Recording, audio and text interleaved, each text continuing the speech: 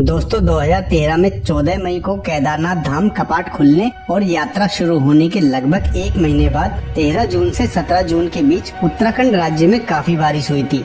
आमतौर पर मानसून के दिनों में होने वाली यह बारिश सामान्य बारिश से काफी ज्यादा थी। ऐसी बारिश वहां के लोगों ने पहले कभी नहीं देखी थी। केदारनाथ में आई प्राकृतिक आपदा के बाद पहले किसी को भी समझ नहीं आया कि आखिर इतनी बड़ी तबाही किस वजह से आई। अंदाजा तो सभी लोग लगा रहे थे, लेकिन असली वजह किसी को भी नहीं पता थी। लेकिन अब तक सभी श्रद्धालु, पुजारी और अन्य लोग सहित वहां जो भारी भीड़ जमा थी, वे सभी लोग केदारनाथ धाम में ही अलग अलग होटलों, धर्मशालाओं और गेस्ट हाउस में ठहरे हुए थे और सभी लोग बारिश रुकने का इंतजार कर रहे थे।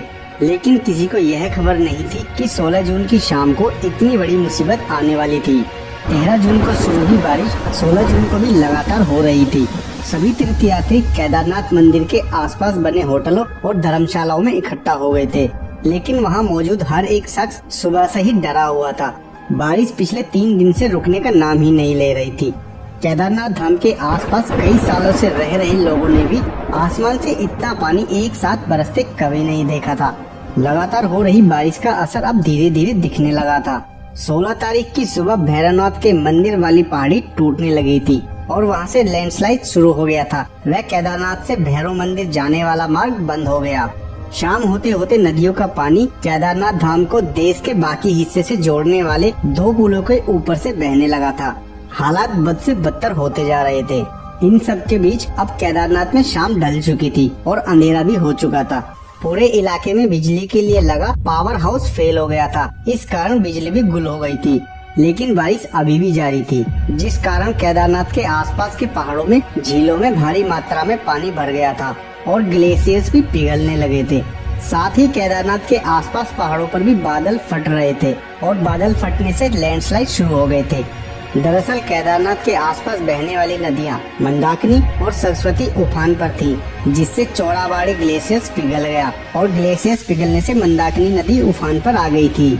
भारी बारिश और ग्लेशियर्स पिघल जाने की वजह से चौड़ाबाड़ी झील में एक साथ पानी का स्तर बहुत अधिक बढ़ गया था और यह झील फट गई थी।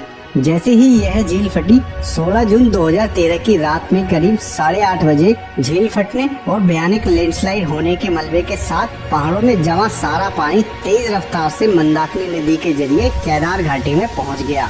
तब सभी श्रद्धालु और अन्य लोग मंदिर के नजदीक बने और घाटी से सटे मकानों में सो रहे थे। जैसे ही केदारनाथ में बाढ़ आई, किसी को समझने का मौका नहीं मिला और सभी लोग नदी के बहाव में बह गए। यह सब इतना अचानक हुआ कि किसी को संभलने का मौका तक नहीं मिला। लेकिन इनमें कई लोग जो बाल बाल बच गए, वो जान बचाने के लिए इधर उधर भागने लगे। हर जगह रात के सन्नाटे में लोगों की चीखें गूंज रही थी। जान बचाने के लिए लोग होटलों व धर्मशालाओं की ओर भाग रहे थे। बहुत सारे लोग तो डर कर पहले ही जंगल और पहाड़ी की ओर भाग गए थे। केदारनाथ मंदिर के आसपास बसा शहर चारों तरफ से गर्जना करती नदियों से घिर गया था। केदारनाथ घाटी में हर तरफ चीख पुकार मच रही थी। बहुत सारे लोग बाढ़ के पानी के साथ आए मलबे में बह गए और जो लोग जिंदा बच गए, उन्होंने जैसे तैसे और डर के साए में पूरी रात काटी। मंदिरों, होटलों और गेस्ट हाउस में जाग रहे लोग, किसी को भी समझ नहीं आ रहा था कि आगे क्या होने वाला है। 16 तारीख की काली रात गुजर गई और सुबह होते ही लोगों में भरोसा जगा कि जान बच गई।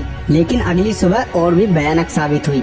सुबह केदारनाथ बस्ती के आसपास से गर्जना के साथ नदियां बहती रहीं।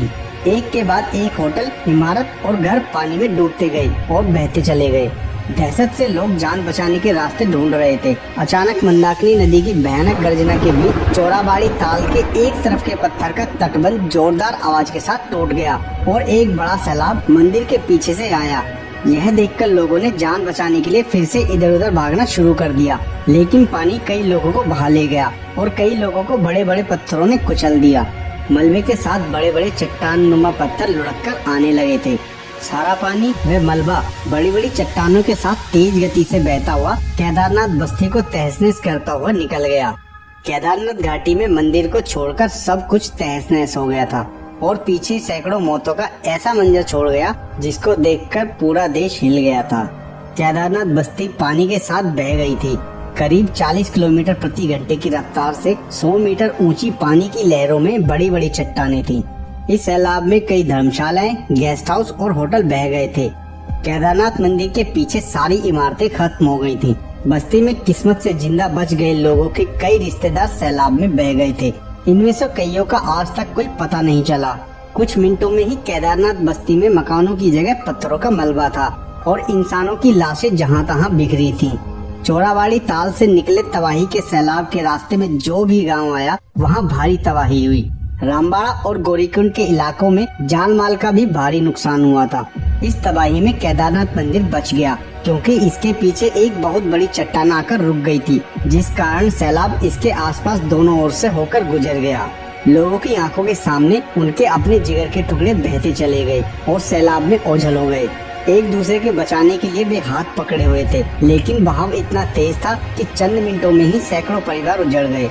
एक एक परिवार के कई लोग लापता हो गए थे। केदारनाथ में जिंदा बचे लोगों के लिए खाने पीने के लिए भी कुछ नहीं था। जिन लाशों का पता नहीं चल पाया, उनके रिश्तेदार आज भी उनके लौटने का इंतजार कर रहे हैं। इसके बाद 18 जून को मौसम साफ हुआ और सब लोग पानी के कम होने का इंतजार करते रहे। लेकिन जब पानी कम हुआ तो एक और भयानक नजारा सबके सामने था। अब तक जिंदा बचे लोगों ने केवल पानी में बहते लोगों को देखा था, लेकिन पानी कम होने पर जहां तहां लाशें पड़ी थीं। कुछ शव तो सतह पर थे, लेकिन अधिकतर शव चारों ओर फैले मलबे में दबे हुए थे। जगह जगह पत्थरों और खंडरों में लाशें फंसी थी। चारों तरफ बहुत ही डराने वाला और मन को खराब करने वाला दृश्य था। दोस्तों, केदारनाथ त्रासदी अपने पीछे ऐसी अनेक दर्दनाक जिंदगियां और कहानी छोड़ गया, जिसे सुनकर यह यादगार आज भी लोग सिहर उठते हैं। 16 जून 2013 की वह रात कुदरत के कहर की ऐसी रात है जिसे कभी नहीं भुलाया जा सकता। 9 साल गुजर गए, लेकिन उस तबाही का मंजर देखकर आज भी लोग दहशत से भर जाते हैं। केदारनाथ में हुई भारी तबाही की खबर से पूरा देश सन्न रह गया था। सैटेलाइट से जारी तस्वीर में केदारनाथ का नजारा डरा देने वाला था। जहां पूरी बस्ती बसी थी, वहां सिर्फ मलबा ही नजर आ रहा था।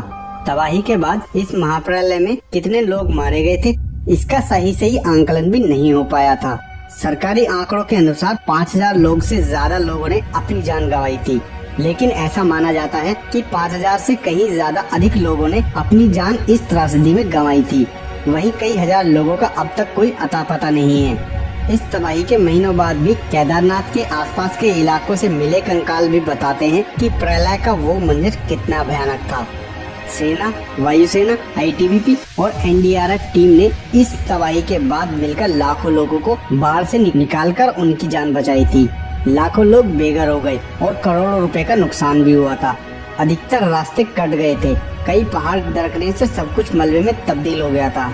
इस घटना के बाद 2 साल तक केदारनाथ की यात्रा पर रोक लगा दी गई थी, लेकिन आज भी उत्तराखंड उस बाढ़ के चोट से उबर नहीं पाया है। ये आपदा उत्तराखंड सहित देश के लोगों के लिए भी किसी बुरे सपने से कम नहीं थी।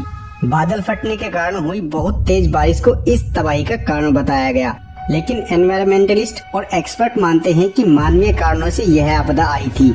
पहाड़ों पर अत्यधिक निर्माण कार्य करने, बहुत अधिक पर्यटकों की आवाजाही, खनन के कारण पहाड़ों और पारिस्थितिक तंत्र को बहुत ज्यादा नुकसान पहुंचा था, जो इस त्रासदी का कारण बना।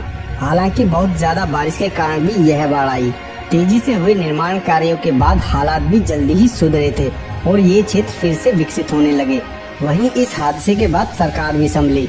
यात्रा पर आने वाले हर यात्री का पंजीकरण करवाना जरूरी किया गया, जिससे श्रद्धालुओं का रिकॉर्ड रखा जा सके। इस त्रासदी के साल बाद देवभूमि के लोगों का जीवन पटरी पर तो लौट आया, लेकिन आज भी वे इस घटना को किसी बुरे सपने से कम नहीं समझते हैं। तो दोस्तों, ये थी केदारनाथ त्रासदी के बारे में पूरी और कंप्लीट इन्फॉर्मेशन। उम्मीद है वीडियो आपको पसंद आई होगी। अगर पसंद आई तो वीडियो को लाइक, कमेंट, शेयर करने के साथ साथ चैनल को सब्सक्राइब भी करें।